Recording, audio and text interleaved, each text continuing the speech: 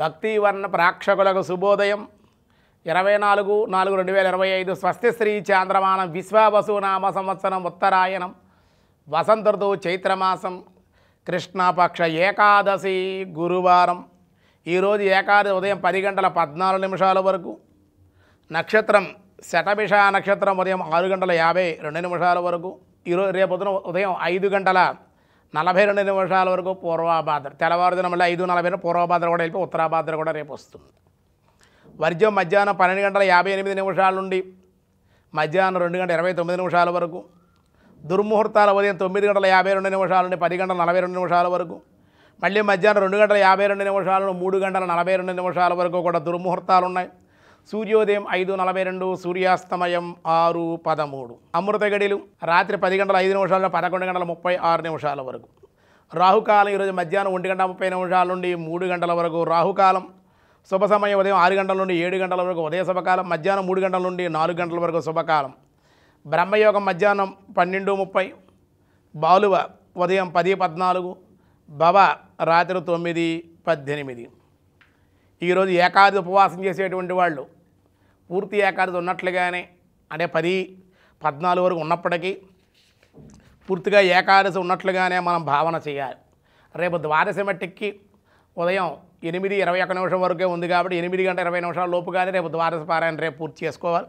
ఈరోజే ఏకాదశి ఉపవాసం చేసుకోవాలి. దినారంభ చక్రంలో ముందుగా మేషరాశి వారికి ఈరోజు అనుకూలం.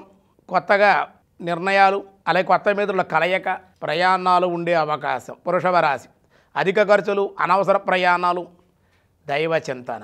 మిథున రాశి తీర్థయాత్ర ఫలప్రాప్తి, బంధుమిత్రుల కలయిక, శుభమూలికంగా కొన్ని కార్యక్రమాల్లో పాల్గొనే అవకాశం. కర్కాటక రాశి స్వల్ప అనారోగ్యం, బంధువులతో విందు వినోదాల్లో పాల్గొనే అవకాశం. సింహరాశి ప్రయాణ సౌఖ్యం, శుభ ప్రయత్నాలు అనుకూలం. కన్యారాశి వాహనయోగం, స్వల్పంగా రుణములు చేయుట, దైవ కార్యాల్లో పాల్గొనే అవకాశం, దైవ చింతన ఉండే అవకాశాలు. తులారాశి సంతాన సౌఖ్యం, వృత్తి వ్యవసాయ వ్యాపారాల్లో లాభం, దేవాలయ దర్శనాలు ఉండే అవకాశం. వృశ్చిక రాశి వృత్తి వ్యాపారాల్లో లాభం, ఉద్యోగంలో మార్పులు, ప్రయాణ లాభాలు ఉన్నాయి. స్వల్పంగా అనారోగ్య సమస్యలు. ధనమునకు ఇబ్బందులు, విజయందు అభివృద్ధి, ఏదో రకంగా ఈరోజు సాయంకాలానికి ధనం చేతికి అందే అవకాశం. మకర రాశి స్థిరాస్తుల వృద్ధి, బంధువైరం, అలాగే బంధుమిత్రుల ఆదరణ కూడా సాయంకాలానికి ఉండే అవకాశాలు ఉన్నాయి అనుకోకుండా. కుంభరాశి వివాహ ప్రయత్నాలు అనుకూలం, వ్యాపారాల్లో బంధుమిత్రులతో జరిగే లావాదేవీల్లో మీకు మేలు కలిగే అవకాశం. మీనరాశి జాయింట్ ధరలతో విభేదాలు, బంధుమిత్రుల వల్ల సమస్యలు, స్వల్పంగా అనారోగ్య సమస్యలు, అధిక ఖర్చులు కూడా ఉండే అవకాశం. ఈరోజు విష్ణు సహస్రనామంలో వ్యాసాయ విష్ణు రూపాయ వ్యాసరూపాయ విష్ణవే పృథుః ఓం పృథవే నమః. ఓం పృథవే నమః. వ్యాపకుడని పదానికి అర్థంగా చెప్పారు. నామరూపాలలో విశ్వమంతటా విస్తరించి, వ్యాప్తించి, వికసించి విరాజిల్లేటువంటి నారాయణుడు అగుట చేత పృథుః అన్నారు, ప్రసిద్ధుడయ్యాడు.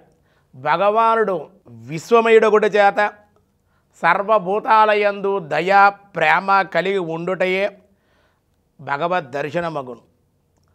సర్వభూతే హితే రతః అనే భగవద్గీతలో చెప్పినట్లుగా సర్వభూతముల హితము కొరకే భగవంతుడు అనుగ్రహిస్తూ ఉంటాడు నిరంతరం. అందుకే స్వామి వ్యాపకుడు. విశ్వం విష్ణు, విశ్వమంతా కూడా విష్ణువే, ప్రతి రూపంలో కూడా ఆయన ఉన్న విష్ణుమయం జగత్ అన్నమాట. కనుక పృథు అనే అర్థం పదానికి, నామానికి అర్థంగా మన వాళ్ళు కొనియాడారు స్వామిని. మిగతా విషయాలు రేపు చూద్దాం. ఈరోజు స్వస్తి.